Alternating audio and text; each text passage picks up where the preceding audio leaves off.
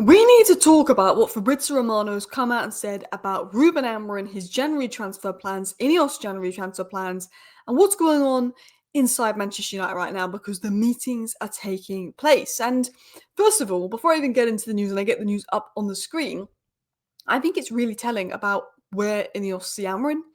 And I think Ineos see a future with Amorim, even if results take a turn, because Tottenham next. I think Ineos really trying to double down on their word that they want to give Amorim time. They are backing Amorim. We know Ruben Amorim.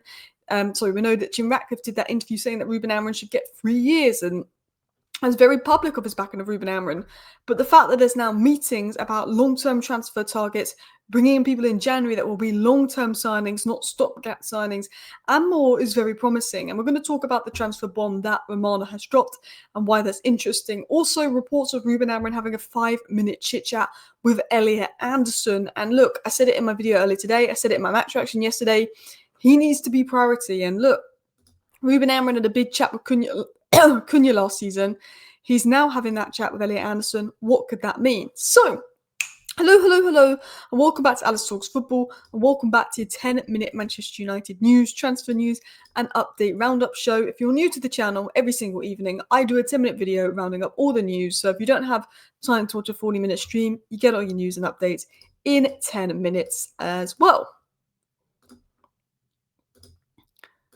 So let's get into the first thing Romano said. Romano actually said 3 interesting things, but I want to dive into this first point and then get into the other points and what it may mean.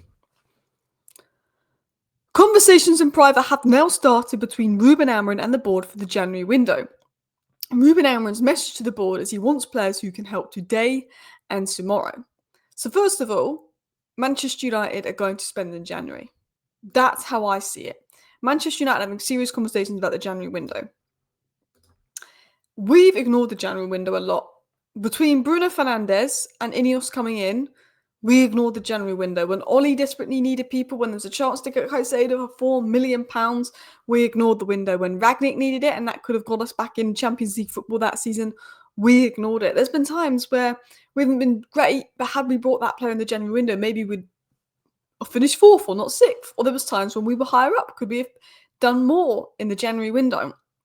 I personally think that Man United either ignore the January window or they like to do stopgap signings, Sabitzer, their course for Ten Hag, for example, because they like to do all their spending in the summer window. And obviously, you're going to do more business in the summer window because there will be players that would love to get in January, but they will not be available until the summer.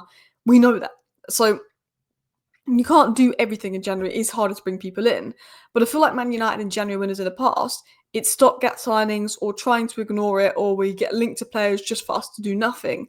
Do you know what I mean? I feel like we don't capitalise on it. The club have never wanted to spend. They'd rather spend in the summer. There's always an excuse not to spend. La, la, la. I feel like with Ineos, if they can get the right player, they'll do it in January. I feel like Ineos aren't going to spend for the sake of spending. They're not going to just bring in Conor Gallagher for the sake of bringing in another midfielder if they don't think he's good enough. But they will bring in someone they think is long-term. They brought in Dorgu because they think he's long-term, and I still think he can be long-term. And he was available. They're not going to bring in stopgap signings. They're going to bring in people that they would happily sign in the summer, but if they can get them in January, they're going to get them in January. And I think that's something United need to do for a while. This could be the difference between Man United finishing 9th and 5th. You never know. If we went out in January and signed a top midfielder and top left wing-back, our season could look very, very different. Now, who we can get, who's realistic, it's a bit of a question there. But Ruben Amorim's message is to the board, he wants players who can help today and tomorrow. He wants players that are ready now. He doesn't want players that are just going to sit on the bench. He wants proven players and Bumo Cunha type players. And there is conversations ongoing. Romano said in private conversations have started between Amorim and the board and the opportunities and what to do with players who want to play more as well. So there is conversations. We're going to talk about Xerxes later on. There'll be conversations, should we let Xerxes go? Ben Jacobs said that Man United could bring in an attacker if they let Xerxes go. Ben Jacobs even said Man United may look at fullback opportunities in the January window. So that is interesting.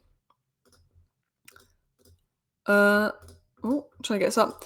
But the third thing that was said by Fabrizio Romano is that Ruben Amorim has made it clear that he does not want short-term signings. He wants players who can be in the squad for the long term. No stopgaps, no Weghorsts, no Sabitzers, long-term signings. Man United and Ruben Amorim are having chats about January. They're having serious conversations about who to bring in, long-term signings, players that they think are good enough, They are planning for the January window already. And I like that. We spent a lot of money in the summer, but they're planning for the January window. We haven't done that in the past. It also says to me they're planning around Amorim. They want to back Amorim. They really want to give Amorim time. When Ratcliffe said that in the interview, they were being honest. We also know from Ben Jacobs they're looking at wing-backs. They're having conversations over what to do with the likes of Xerxes. There could be conversations over Mano. There was a talk about a swap deal, Andre Santos for Mano. I wouldn't be the biggest fan of that, but Santos is one to watch.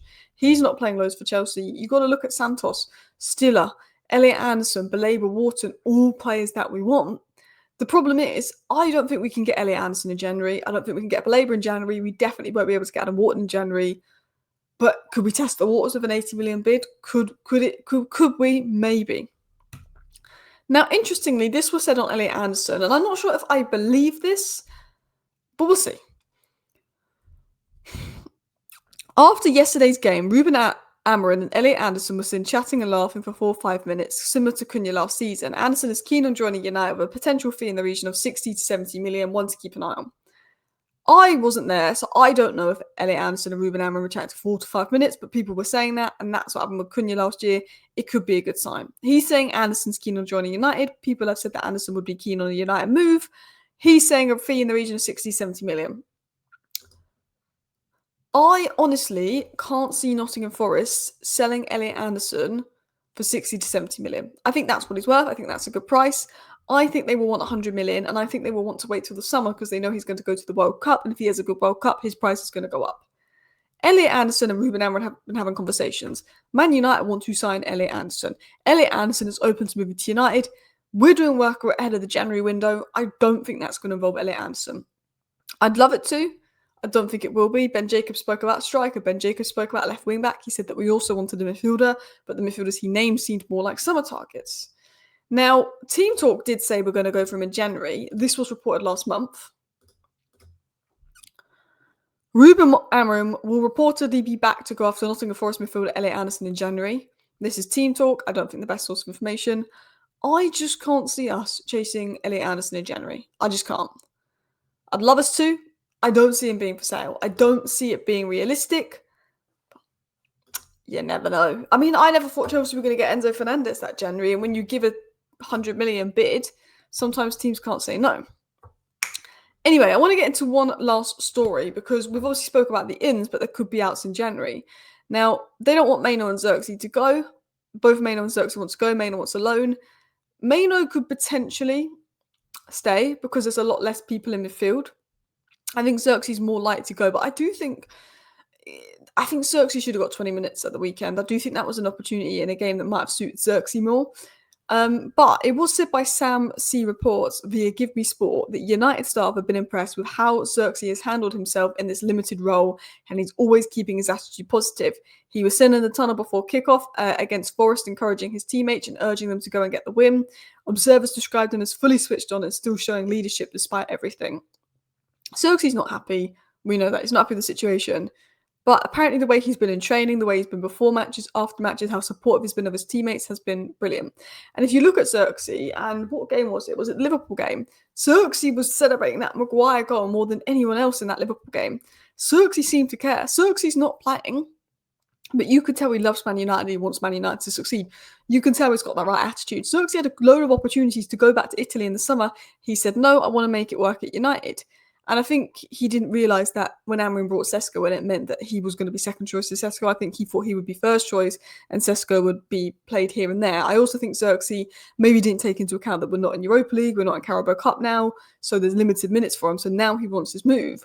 But he was first choice ahead of Højlund until he got injured. He was quite good for United. I think he thought he was going to play more because he rejected a lot of clubs to stay at United to make it work. We know that he works really hard, but he's encouraging his teammates. And everything I hear about Xerxes behind the scenes, despite him not playing, is really positive. He just wants the team to do well. Same with Mano. Apparently Mano is really professional. He doesn't complain. He's doing extra training plans with Amorim.